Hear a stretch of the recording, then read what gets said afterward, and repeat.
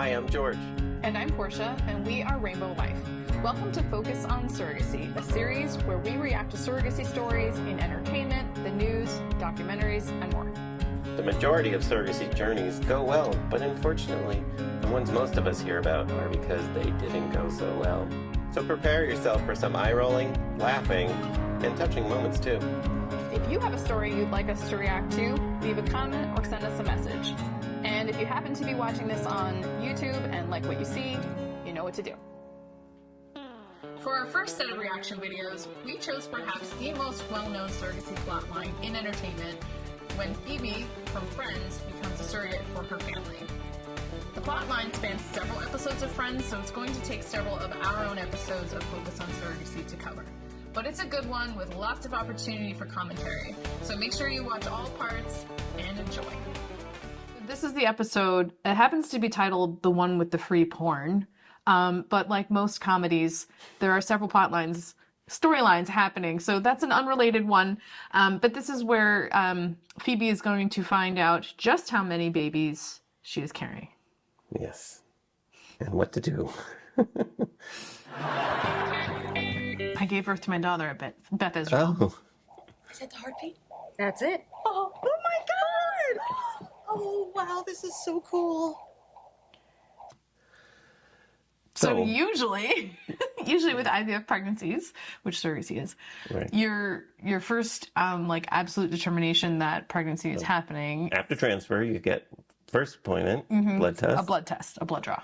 And then second appointment, another blood draw. Yeah, and so you're making sure your HCG levels are doubling in the right amount of time.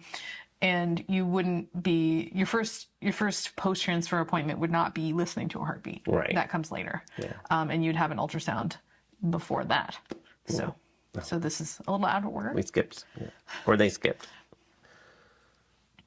Have we talked about the possibility of multiple births? You should Why have. don't we just take care of this one, and should I get pregnant again, I'll hold on to your card, okay? So we had a feeling this was going to happen. Yeah. How many embryos did they transfer? 5.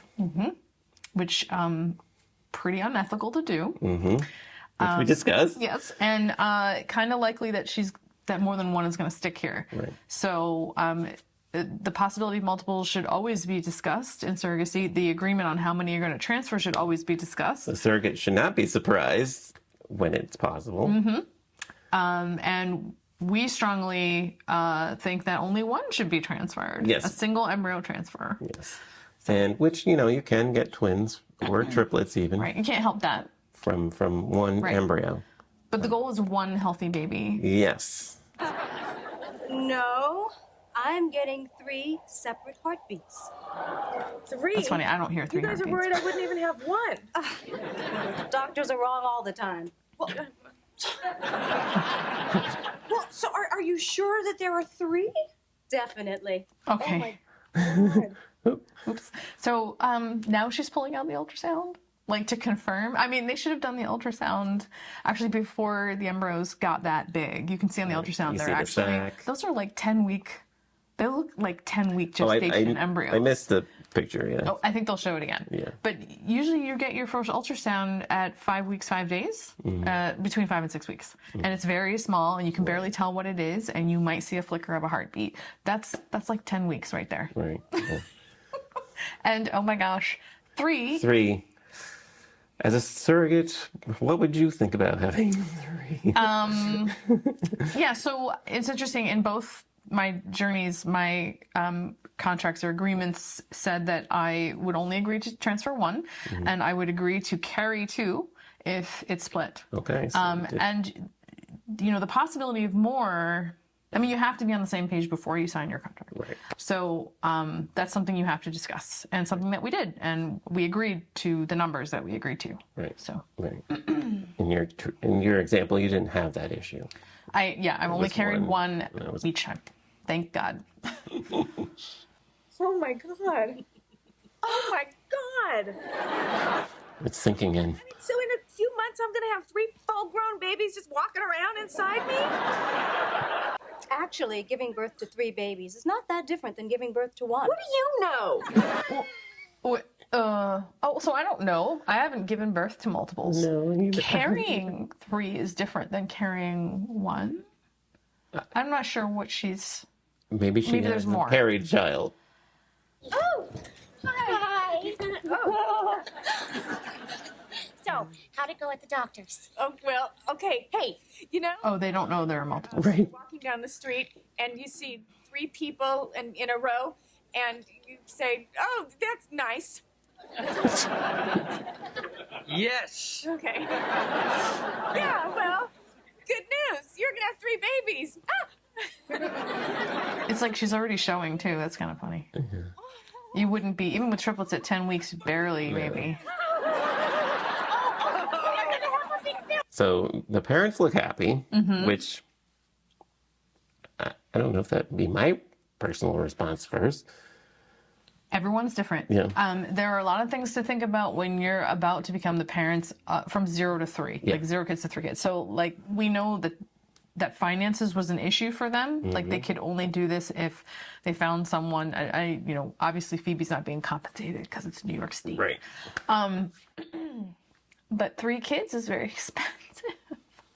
And, like, it's very likely that she'll deliver early, Right. preterm, like Right. before 37 weeks. And Which that may mean time in the NICU. And that's very expensive. So these are also things for the intended parents to think about when thinking about multiples, and not just the surrogate, is the cost. So. Yeah, definitely. But maybe they haven't sunk in yet. Yeah, I mean, obviously, Maybe they're just excited. Yes, and maybe they want more than 1 kid. Right. And this is like, oh, we only have Right. to go through this one time, right? So. Again, maybe not informed, as we've seen. There's also, like, often, I don't want to say often, but it's not unusual to start a pregnancy as multiples and lose 1 or 2. Oh yeah. So that's definitely way early. you want to get to, like, past your first trimester before you can feel pretty confident. Right. I always wanted a big family. Oh, God, I'm so glad you guys are happy. I was so afraid you were going to be all freaked. Oh, Why would we be freaked? no, because, maybe it's harder to raise them and the added expense and... Ugh. Oh, so now they're realizing. See, I think it didn't sink in. No, back to happy. Back to happy. No. It's gonna be fine because I teach home ec and I can have 30 kids making baby clothes all year long. It'll be like my very own little sweatshop. Child labor. I was thinking. We're gonna have 3 kids, and that's a different kind of dream. 3 kids and no money. A lot of intended parents, like, get second jobs and stuff to afford the whole process. Right. This is the board. How'd it go with Frank and Alice? Well, Frank has to quit college because his super fertile sister's having 3 babies. Ugh. So I need to make a lot of money really fast, and I had an idea that I Hold wanted on a to talk second. to you about. Super fertile sister. Right. So the fact that there's 3 has nothing to do with Phoebe's fertility. Well, some. I mean, it has to do with the fact that they transferred 5 embryos. Right. And That the egg doesn't quality hurt. was good. I mean, this isn't like I'm almost 43, and the last time I carried, I was 41 during transfer. And so a 41-year-old is on the old side to conceive naturally or to use my own eggs. right. That's considered old. Right. And but I'm accepted as a surrogate because what matters is my uterine health. Right. And usually fertility means how easily you can conceive. So this has nothing to do with me conceiving. It has nothing to do with Phoebe conceiving naturally. So I would not say, it has anything. We don't know if she's super fertile or not, actually. Right. Yeah, I always thought of it as 2 parts, both embryo and uterine. Yeah, I think the difference is like the definition of fertile. Right. So. Oh, I did it! I figured out a way to make money. I'm gonna open up my own massage place, and Frank's gonna help me. And we can work it around his schedule so he doesn't have to quit school. that sounds great, but how are you going to be able to afford it?